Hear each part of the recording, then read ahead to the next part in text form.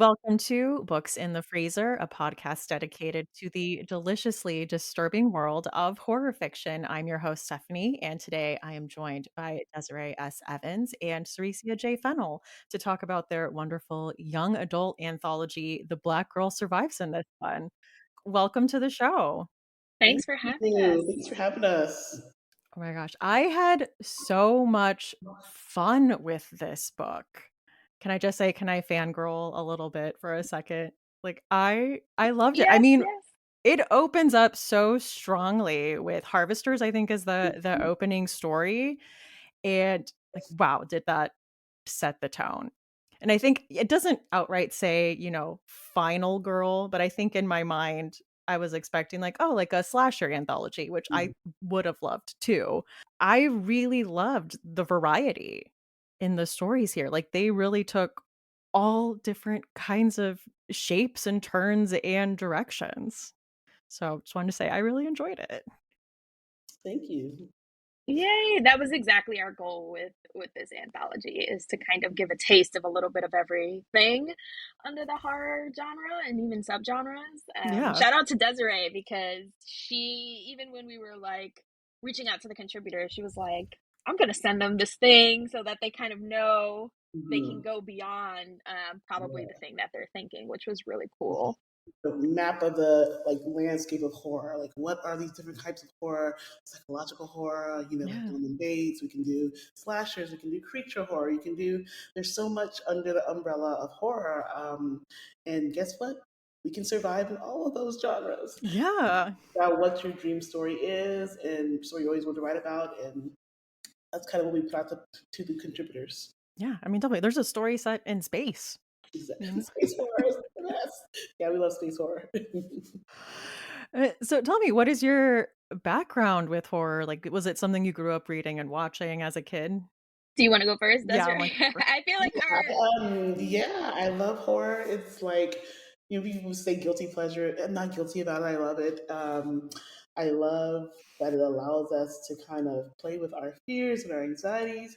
I grew up as a spooky, scared kid. I'm afraid of a lot of things. I have a lot of phobias, and so it's kind of one of those places where I can really just let go and kind of live, hopefully, and survive vicariously through these different characters. I mentioned to somebody recently that I think their very first short story I ever wrote was about a ghost girl. And so ever since I was a kid, I always loved the paranormal, the supernatural. Um, you know, um, when I was in junior high. It was R.L. Stein, Christopher Pike. I had like about 50 of those paperbacks. Got them from my Scholastic book fairs. Saved up every penny for those, and those really were my gateway horror into the Dean Koontz, Stephen King's of my teenage life. And it's just been a genre that I've loved ever since. all right. So spooky girl cred all the way through. Yeah, for me, I think I have to like give thanks to my brothers because they were always trying to like freak me out since I was obviously the younger sibling. So they would be like, oh yeah, we're gonna watch The Leprechaun, or we're gonna watch Candyman, or we're gonna watch, Night of the Living Dead, which Night of the Living Dead was actually one of the first movies that I saw, and I was obsessed with it. I mean, I love zombies, like that is my first love. But yeah, shout out to my bros for scaring the crap out of me. I'm like, Bloody Mary, Mhm. Leprechaun, Candyman, like you name it. And Oh then my god. I think as I got older, I was like, I'm gonna watch this stuff and make sure that I'm not scared of it. And so then I got introduced to stuff like Vampire in Brooklyn, where it's like spooky, but also the comedy part of it. And I was like, oh, this is the type of horror I can really get into because it's just such my personality. Yeah. But totally got the start with movies and then definitely with books. I was like, kind of same thing with Desiree, R.L. Stein, devoured all of those. I mean, Goosebumps, and then the TV show in the 90s. I was like, yes. The Twilight Zone. It goes on and on and on. I was just obsessed with all of it. I don't think I started writing it until I was in undergraduate school when I did creative writing because most of my writing when I was younger was kind of poetry. I think a lot of people always start with poetry, but it was always dark, morbid poetry, like Edgar Allan Poe vibes through and through. So I guess I that's love horror called too. horror poetry, which is totally a genre, horror Yeah. poetry. So anyone listening out there, don't let them tell you that poetry does not have horror in it. It does. But yeah, that's kind of how I got into it. Oh my god. I love And that. shout out to being like a '90s kid. We had like shows like Are You Afraid of the Dark and like Erie, Indiana, and all these kind of really cool shows that were like, yes, you could be a spooky kid and love horror. And I think that really was formative as well. And was that the thinking behind making this a young adult anthology versus, an adult anthology? Yeah, we wanted to make sure that young Black teens specifically kind of got to see themselves in this space because I think even though I like devoured a lot of stuff in those middle grade years, like when I got to like teen YA reading, it was kind of like what Desiree said, we just jumped to adult books, Stephen King and stuff like that, because I wasn't really seeing it. But even then, I still didn't see like a Black final girl in any of these books, right? It wasn't until like TV and movies where I was like, oh, like here's a Black woman like Radiga, for example, who shows up in 13 Ghosts, or in Alien versus Predator, Sanaa Lathan, which I was like, wait, what? Like you could be Black and like be in a horror setting and you could survive at the end. Like this is amazeballs. So I wanted to just kind of give homage to my teen self. But yeah, I mean, lots of other inspirations for that. But I know Desiree and I had several conversations about like Mhm. why specifically teens, and even why we got some of the adult writers to kind of Mhm. contribute Oh. to a YA collection. It was kind of the same thing, you know? Yeah, we were seeing this really cool movement happening in horror, in the adult landscape, and we're seeing only that kind of beginning motions of it in YA.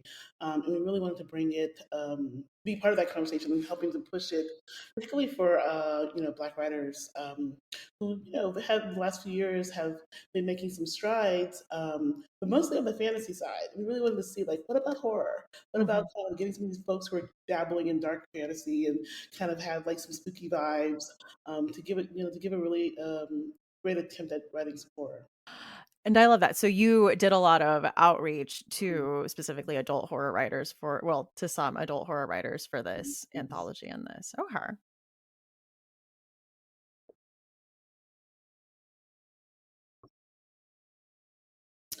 It went pretty well. We, thank you to the technologies of Google and, Google Docs and all these ways, we were able to do a lot of kind of joint editing.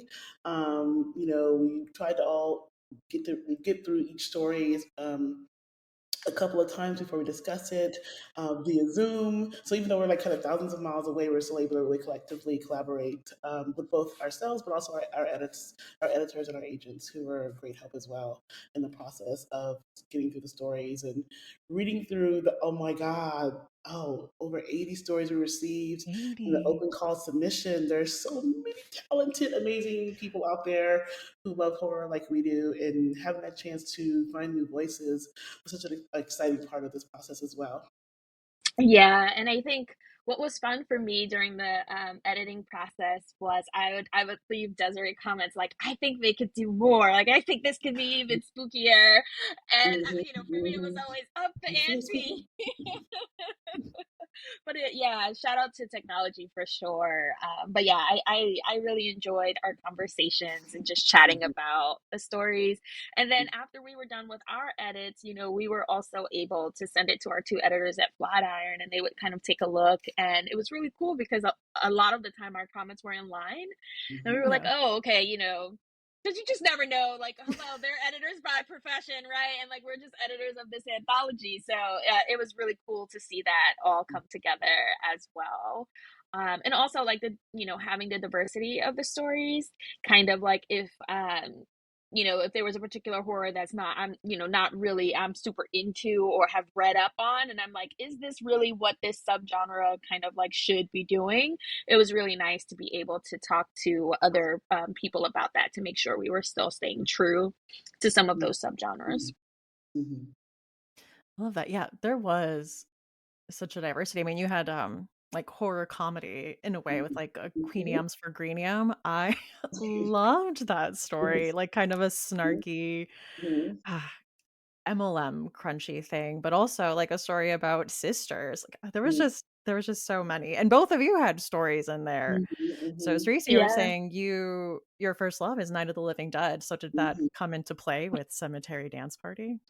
Oh, it totally did. It totally did. So I'm from the Bronx, and we have a famous cemetery, the Woodlawn Cemetery, which there's a lot of famous people who are buried there. But also, they usually host like spooky programming there. Earl Stein has read Oh. several times in this cemetery some of his books and stuff like that. So it's always been, on the back of my mind, like if I ever get a chance, I'm definitely gonna set a story in a cemetery, and so I totally did that. And then, of course, the undead. I had to put my little take on it. Yeah, it was so fun. I mean, you've got, like, teens partying, you've got, like, urban legends, you've got zombies, and then I mean, all these stories have such, like, cool heroines that you can root for, but I always mhm, love, like, a heroine that has, like, a zinger at the end mhm. that has, like, a cool, Yeah, like, last line. Yes. yeah.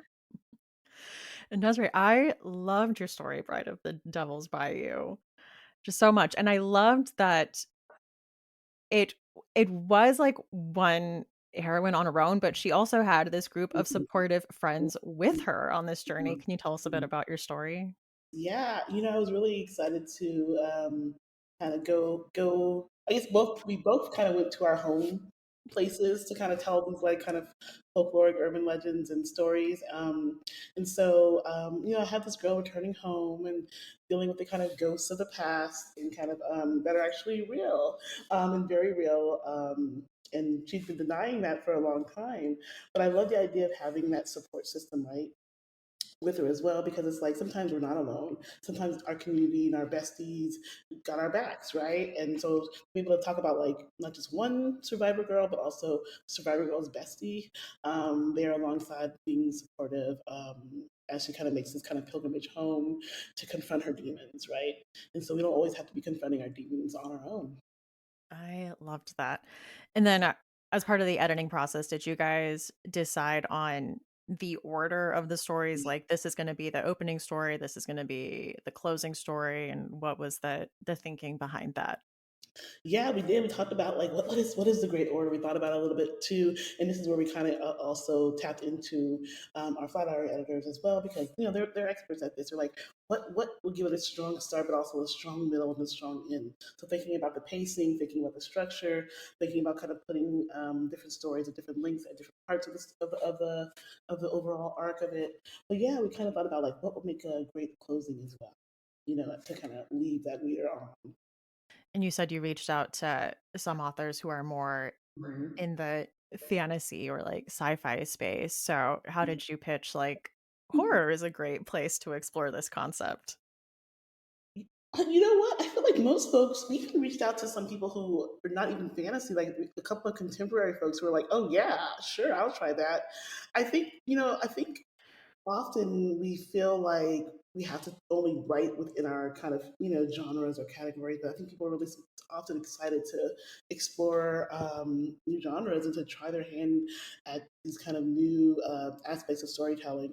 And I feel like short stories are a perfect place to do that. It's not a whole novel, although often with a lot of our writers, some of their stories wanted to be novels. So we kind of had to work with that as well, which is exciting. Like, hey, make it a novel. That could be your next step. But folks seem to be really exciting. Do you?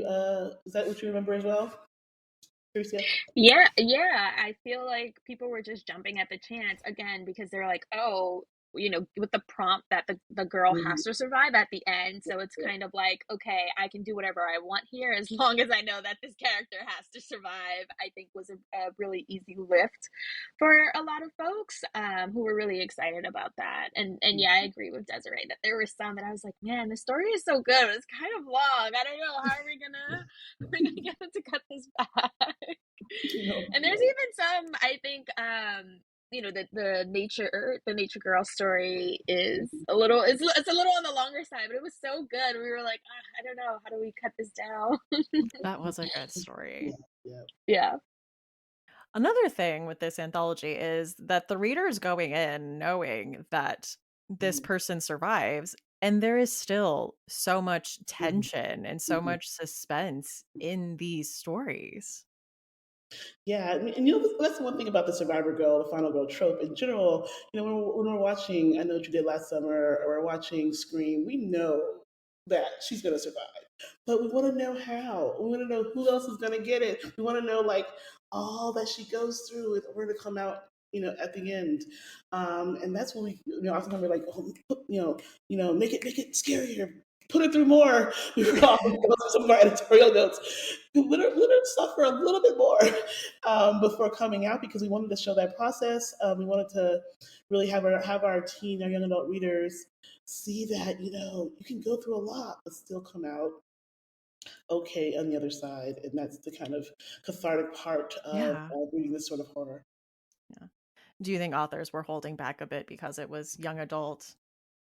Well, we had a couple of adult writers who were like, we don't want to make it too scary. I'm like, no, teens love scary. It's okay. Yeah.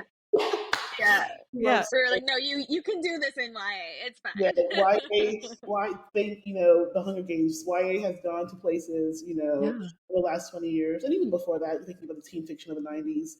Yeah. Mhm. A lot of challenging, you had a lot of social realism going on in the 90s in terms of the teen fiction, but teens go through a lot, and that's something that I think horror as a genre can be such a metaphor for, is that we go through a lot of horrors. We see a lot, particularly this generation, and horror again is a safe place to process our fears, our anxieties, the, the way the world scares us, right? And so that's kind of what we're going through when we think about what kind of stories can we write for YA. Yeah. Yeah, horror is a great place for that, and yeah, the stakes are high in these. Like there is a body count in some of these, and I That's the best part. I love the bodies. I'm like, yes, give me more." Did you blow up enough? Okay, yeah. I'm like, "Is there enough gore in the?" Yeah. Well, I mean, so many of us like discovered horror and fell in love with it, at this age or even Mhm. earlier. And, that's true for teens today Mhm, Yeah, mhm. absolutely. if they're Yeah. looking for this. All right. Well, one thing that I ask people on the show is for something they have been enjoying in horror lately. Do you have a spooky thing you've been into recently? I can go first. Okay. I'll say 2 things. Definitely Yellow Jackets. Like, if you have not binged that yet, you need to do it. And of course, if you like gore, you'll really enjoy it, like me. And then The Blackening. I've watched that a couple of times. It's so good. I think the actors just did a really good job, and it's so fun. Like we were just discussing, to just see Black characters in a horror Mhm. setting, and even twisting some of the tropes on their head. Like there's a board game scene that I kind of won't, give up to anyone. There's like black trivia. It's like, how black Mhm. are you? And like that scene just had me laughing so hard. I was like, this is amazing. But then there were some jump scares in there too, and I Mhm. was like, oh Mhm. yeah, this is so dope. I've watched it at least 4 times. And I love that that's in the tradition of like a lot of the horror comedies we're seeing, Black filmmakers coming up, but in the '90s to kind of mock, the mainstream horrors that were coming out where we didn't really exist in, where we were able to Yeah. do these kind of horror comedies. I really love that it's in that tradition, as well as kind of taking on these tropes that have been in such discussion over the last few years, including the final Girl trope, right? Mhm. Hmm. So yes, Yellow Jackets. Oh my God, this is just something about teen girls and horror and just like that. Just so yeah, it's again the '90s nostalgia and all of it. Um, One of my guilty favorite, but okay, not so guilty, but favorite pleasures of the horror variety is I love a good serial killer K drama, and so Really? yeah, that's been my kind of pandemic era. Like when I need to just go home, I'll just put on. There's a certain flavor of Korean drama that loves serial killers, and there's a few out there that are just like, give me those 20, 30 episodes. I'll just spend a weekend lost in the serial killer.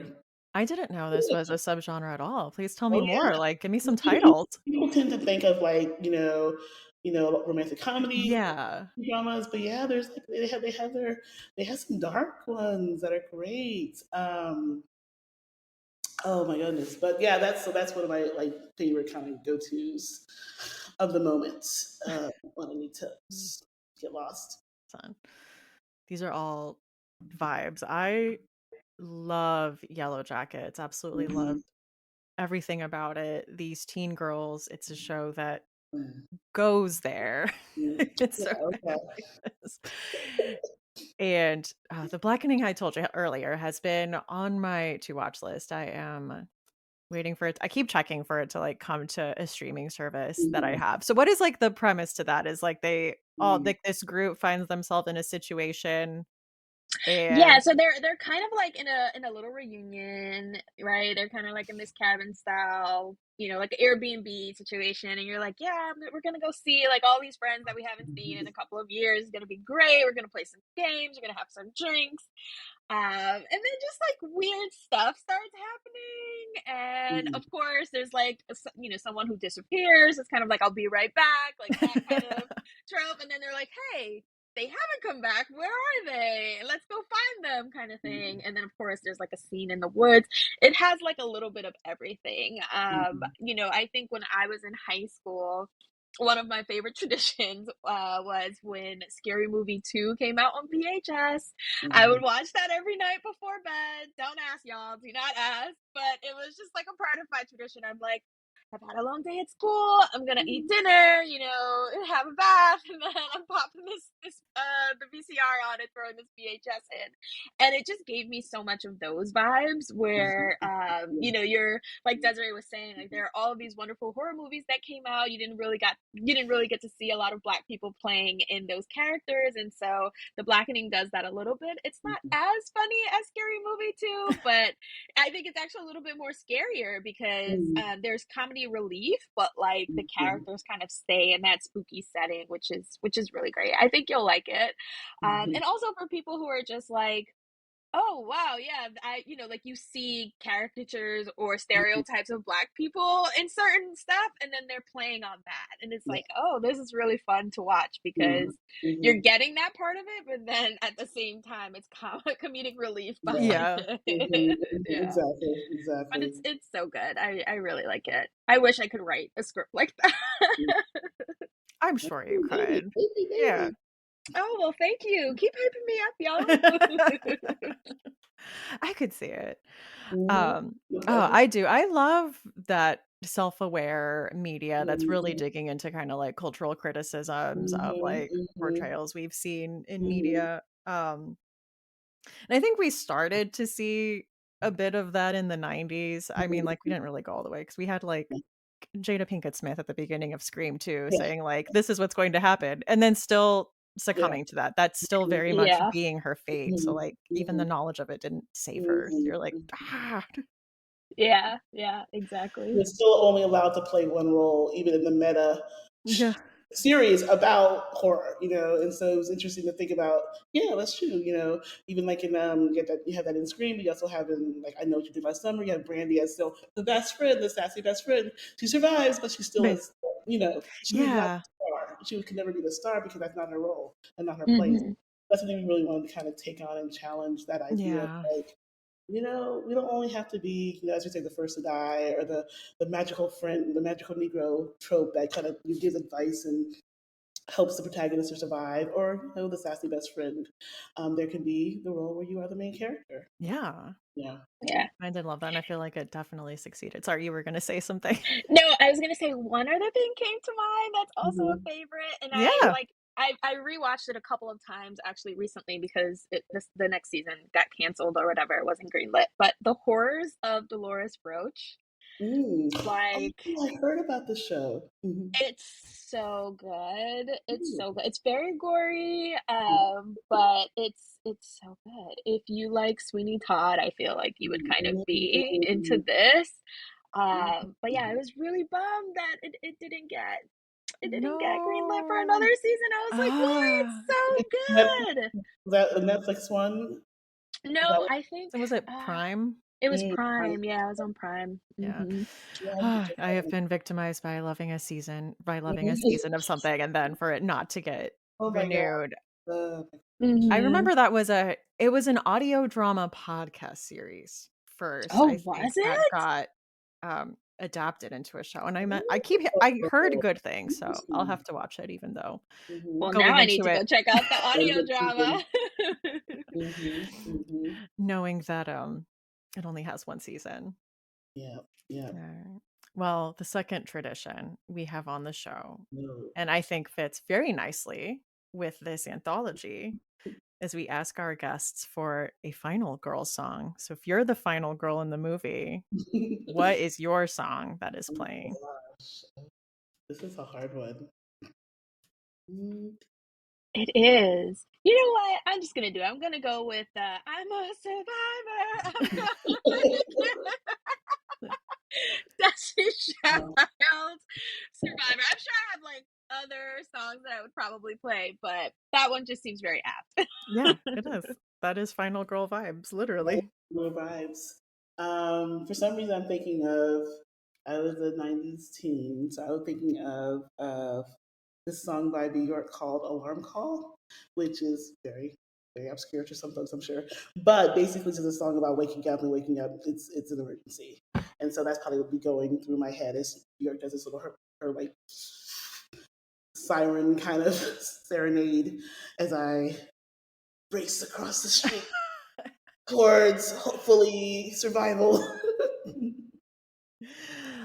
That's great. So yours is playing after you've already vanquished the evil and you're like Destiny's Child survivor. You're Yes, like Yes. Like, I did that. face That was like me. I survived. Yes, I did that. I love it. I love it. and yours is like running, like in As I'm heading progress. towards making that leap. I love it. Well, thank you guys so much for coming on here and chatting with me. Listeners, please check out The Black Girl Survives in this one coming out in April from Flatiron. And where can people find you online? I'm on Twitter and Instagram at Literary Desiree. And you can search up my website as well, DesireeEvans.com. Yeah, I'm across social at SJ_Fennell. And if you want to visit my website, SaraciaFennell.com. But yeah, All right. Well, thank you guys so much again for taking time out of your day to come chat with me. thank you for having us. This was so fun. Thank you so Yeah. much. It's been great. Books in the Freezer is a bi-weekly podcast. We post episodes every other Tuesday. You can find us on Threads, Instagram, and TikTok at booksinthefreezer.com, or you can send us an email at booksinthefreezer@gmail.com. Show notes for this episode and all previous episodes are at booksinthefreezer.com, where you will find a list of books mentioned, as well as links to merch and other various ways to support the podcast, like Patreon and affiliate links. I have been your host, Stephanie Gagne. Thank you for listening, and see you next time on Books in the Freezer.